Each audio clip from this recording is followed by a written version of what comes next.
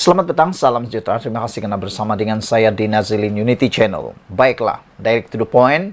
Kali ini adalah ulasan berkenaan dengan Parti Muhyiddin, Parti Hadi, dan juga Perikatan Nasional. Ada orang yang menyampaikan dalam ruangan komen saya, mereka katakan Anwar Ibrahim akan tumbang kerana mereka kata gerakan gelombang hijau akan menumbangkan kerajaan pimpinan Anwar Ibrahim. Wah, yakinnya mereka bahawa gelombang hijau akan terus memakan ataupun membaham kerajaan perpaduan pimpinan Anwar Ibrahim. Namun demikian, saya nak sampaikan kepada anda semua, ada 8 faktor yang akan menyebabkan gelombang hijau tidak akan berkesan dan makin tidak akan berkesan.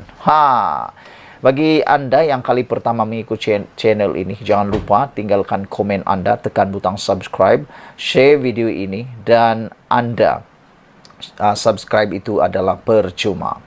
Saudara-saudara sekalian, sila share video ini kerana saya akan bentangkan kepada anda 8 faktor gelombang hijau makin tidak berkesan. Timbalan Ketua Menteri Pulau Pinang, Dr. P. Ramasamy berkata, istilah gelombang hijau yang dikaitkan dengan pengaruh Perikatan Nasional PN pasca PRU15 semakin berkurangan menjelang 6 pilihan raya negeri dijangka Ogos ini.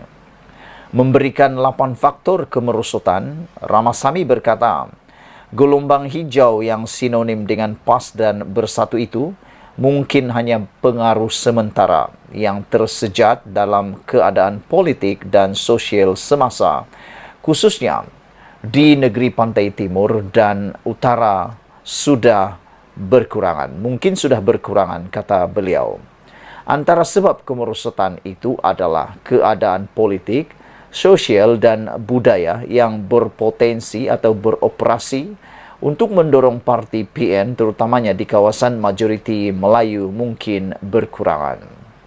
Kedua, pengaruh itu berkurangan kerana tuduhan rasuah terhadap pemimpin UMNO, AMNYA dan Presiden UMNO Datuk Seri Ahmad Zahid Hamidi khususnya bagi tujuan promosi gabungan PN mungkin terjejas akibat dakwaan rasuah salah guna kuasa terhadap 3 pemimpin Bersatu, termasuk Presidennya Tan Sri Muhyiddin Yassin.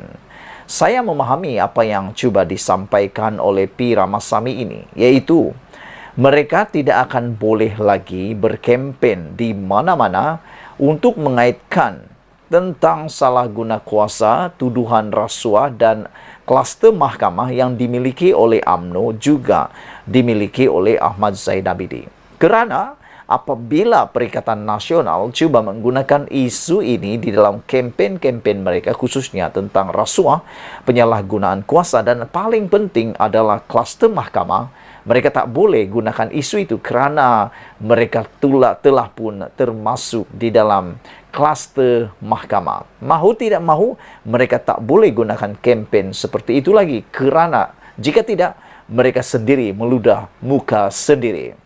Saudara-saudara sekalian, timbalan Presiden PAS itu juga berkata, oleh itu, tindakan untuk mempamerkan diri sebagai lebih suci mungkin tidak wujud lagi seperti dalam kes pilihan raya parlimen tahun lalu.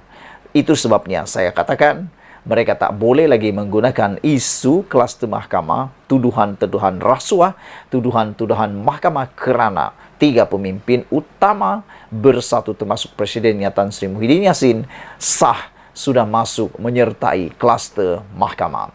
Timbalan pengerusi DAP itu juga berkata, faktor ketiga adalah sikap berdiam diri pimpinan PAS terhadap tuduhan rasuah dalam pemimpin atau pimpinan Bersatu yang memburukkan lagi keadaan. Keempat, katanya, kedudukan PH yang berkuasa di Pulau Pinang, Selangor dan Negeri Sembilan serta Persekutuan akan mempengaruhi undi orang Melayu dan memberi saingan yang kuat kepada Perikatan Nasional di kawasan majoriti Melayu. Kelebihan penyandang jawatan dalam memberikan perkhidmatan kerajaan yang baik kepada rakyat menyebabkan keberkesanan gelombang hijau berkurangan, katanya.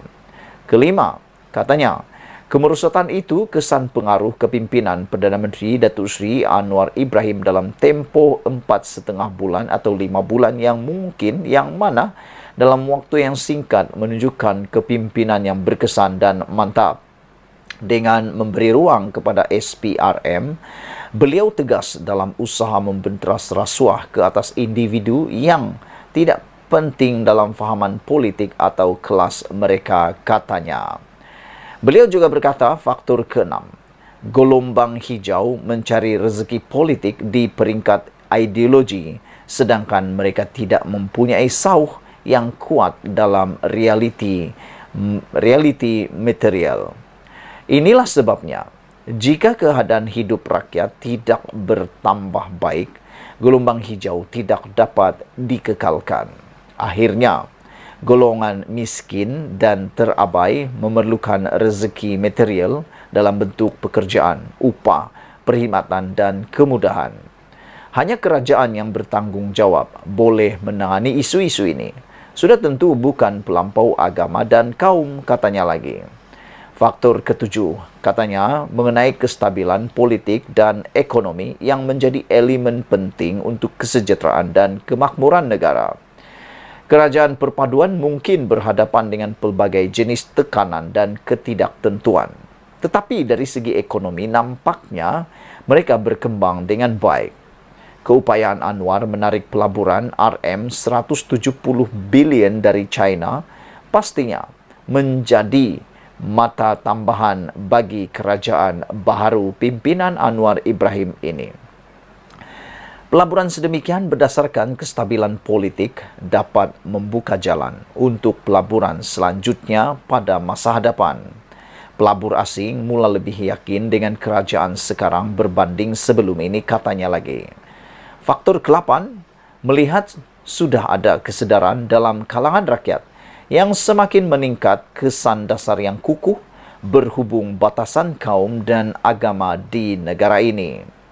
Gabungan Perikatan Nasional selain menggunakan retorik perkauman dan agama yang melampau, mereka hanya mempunyai sedikit atau tiada apa yang boleh ditawarkan dengan cara meningkatkan keadaan ekonomi, sosial dan kehidupan rakyat Malaysia.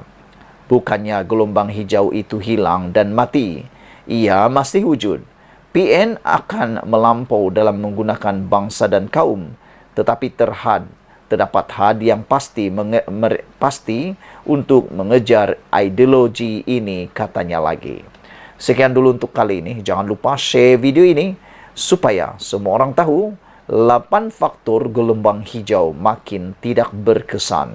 Kita jumpa lagi. Malaysia kita punya, kita jaga sama-sama cintai Malaysiaku. Bye-bye.